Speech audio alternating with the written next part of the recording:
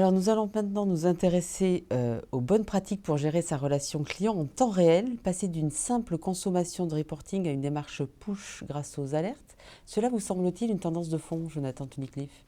Effectivement, c'est forcément l'avenir et en tout cas c'est une tendance en ce qui nous concerne. On vient de passer un peu plus de 5 à 7 ans à essayer de rendre jolis et attractifs nos reporting en data visualisation. Et aujourd'hui, le travail de mes équipes, c'est de se débrouiller pour que les gens ne les consultent plus et qu'ils reçoivent directement des insights avec potentiellement des informations sur des actions à réaliser ou à minima de la data qui permettrait en tout cas de détecter un certain nombre d'incohérences ou d'insatisfaction. Est-ce qu'on sait l'évaluer, ce potentiel des solutions d'alertique, quand je suis averti des actions à mener plutôt que de faire la démarche d'aller chercher ces datas-là? Quel est le gain d'efficacité? Alors avant tout, un gain de temps. Deuxièmement, ça permet aussi de figer des bonnes pratiques. On parle ici de grandes organisations. À partir du moment où on a identifié que, un indicateur méritait qu'on s'y attarde et que, deux, on a déjà validé qu'une action corrective était pertinente, eh bien, ces systèmes d'alerting vont permettre de les généraliser.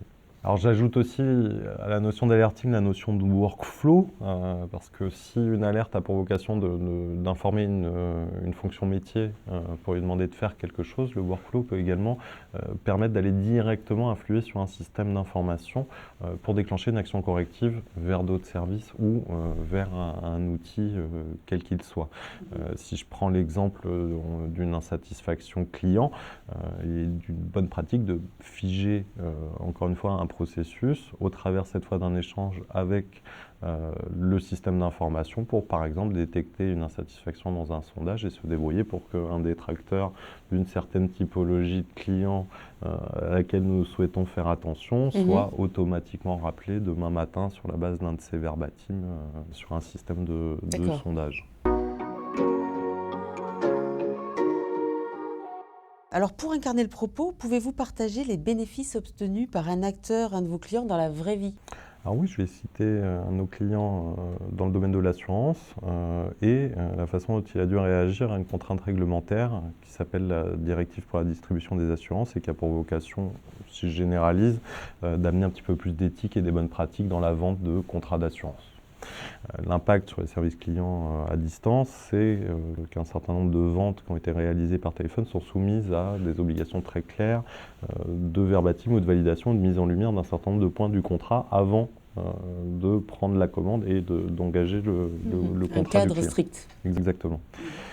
Dans les faits, ce que ça génère, c'est qu'un certain nombre de ventes sont évidemment caduques puisque l'agent n'a pas forcément validé tous les aspects ou que l'entente n'a pas été tout à fait claire à ce moment qui est un moment fondamental d'un point de vue légal. Qu'est-ce qu'on fait? On active un certain nombre de workflows et on utilise des systèmes de quality monitoring. On écoute 100% de ces ventes par téléphone, donc on sait déjà les identifier.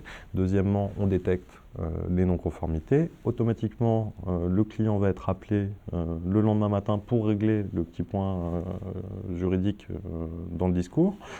L'édition du contrat va être provisoirement stoppée.